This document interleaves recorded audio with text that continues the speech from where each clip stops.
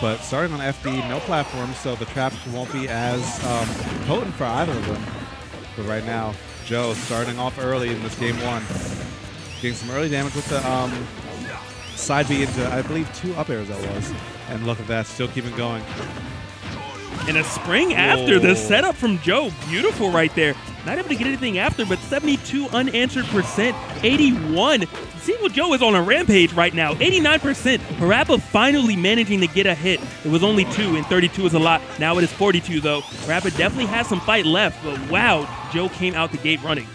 That aerial damage from Ryu is actually ridiculous. He hit him twice for 32%. 2 times.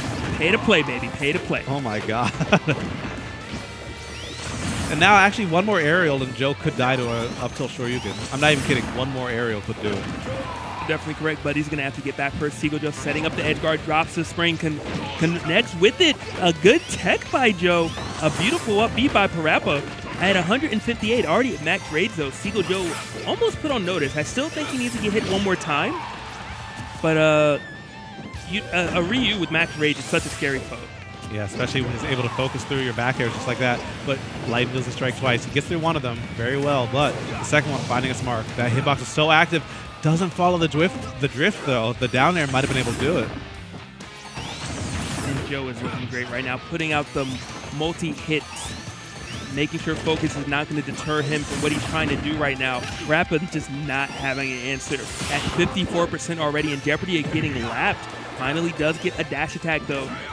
Hits Joe. We're going to find out for how long, but very short because Joe just fires away with that forward air. Yeah, nice trade by Parappa to get him out of that, but he's still back in the mix a second after that. Going for these soft airs, trying to lead into something, but Joe has his number. He Tatsu's out, but look at that. The springs will be there. Nice tech, and doesn't get 2-frame 2. Parappa still staying alive. But he's already been lapped. I mean, we definitely can't count Parappa out yet because of things like that. Charged F smash gonna hit Joe. And I was just saying we can't count him out yet because Ryu has so much kill power. He is at 123 though. Gonna be so difficult to do against an opponent like Seagull, especially with the aggressive playstyle we seem to kind of mix in right now. He just hung out and did that. He just charged in his face and told him to hold that. That was almost disrespectful sounding there. But at 139 with it too little too late, 18% on Joe, not even close to losing his stock. Unless he gets hit by little hits like that. The Nair plane is always in the station, just needs a clearance for takeoff.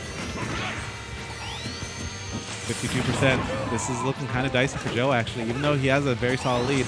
One more aerial into a Shoryuken could do it. Joe, though, still trying to keep it up, but I think he needs to slow it down just a little bit more. Parappa could actually get the hit that he needs if he just makes the one call out. Nice Tatsu to mitigate that spring, but that should be it. Joe sneaking through, pivot grabbing, and that back throw will get him game result. Yeah, and just obviously a great performance by Joe, just being so aggressive and moving around so well.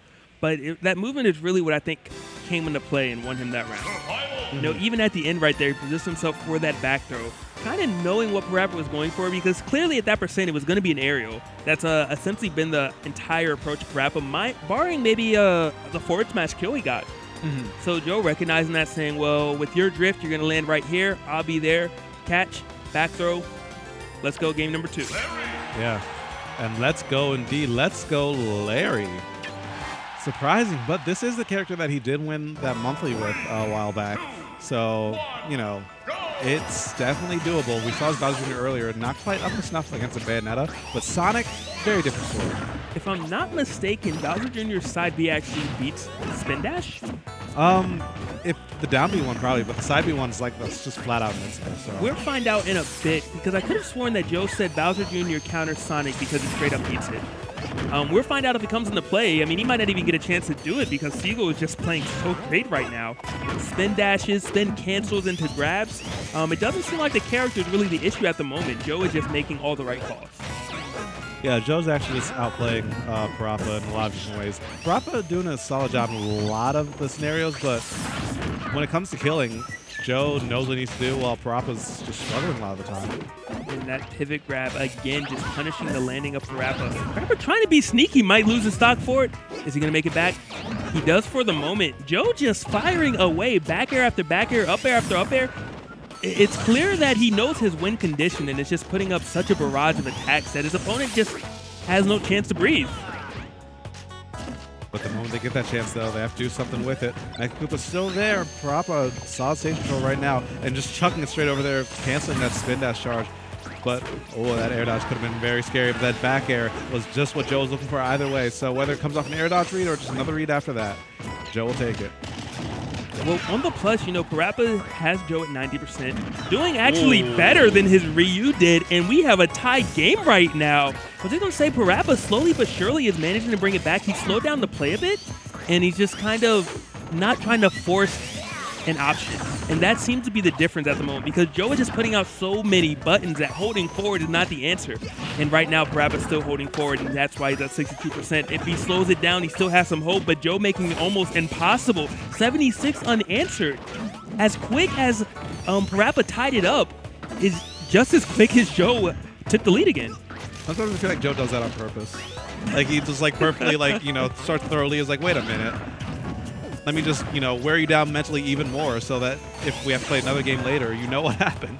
He's the type of guy to do that. He does play some head games sometimes. Right now, it doesn't seem like the head game is the goal. He's just trying to say, hey, how about I just 2-0 you and not have to worry about it. And, you know, Parappa trying to get an attack, but Joe just barely out of range. The micro spacing on Joe is so phenomenal. And he's just really displaying it right now. And the timing, too. Look at how that back air managed to beat out Parappa's aerial just from the timing. And another back air landing just brilliantly timed. Parappa not getting hit by the spring anymore. Definitely a good adjustment, a needed adjustment if he's going to be able to still recover. Still has a chance. Joe at 61%.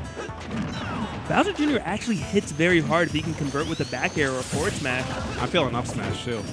That is also definitely an option. But it might not matter. Gonna have to hit the ground. Joe making it very difficult. Parappa on the ground for the moment. Joe gonna get that grab, gonna do that throw, and gonna say, hey, welcome to loser semis. Yeah, 2-0 coming through for Joe. Very solid play all the way through. And I'm like, Parappa, like his run today, I feel like it's gonna be understated because he got like 5th place, right? And then he just played so well through a lot of it. A lot of his games, especially against Minix, the guy who knocked